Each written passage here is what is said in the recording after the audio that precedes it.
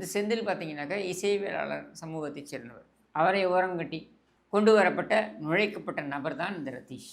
நுழைத்தது யார் அப்படின்னா இந்த அன்பில் மகேஷ். எதற்காக என்றால் இந்த குடும்பத்தை பழிவாங்க வேண்டும் என்ற எண்ணத்தை தவிர வேறு ஒன்றும் கிடையாது.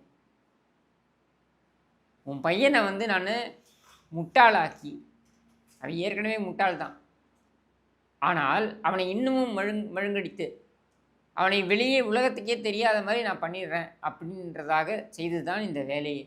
இப்போ நம்ம ஒரு கேள்வி கேட்குறோம், என்னென்னா இடி அமலாக்கத்துறை பல இடங்களில் சோதனைகள் செய்தார்கள். இவர்கள் உண்மையில் சோதனை செய்திருக்க வேண்டிய இடம் எங்கே தெரியுமா?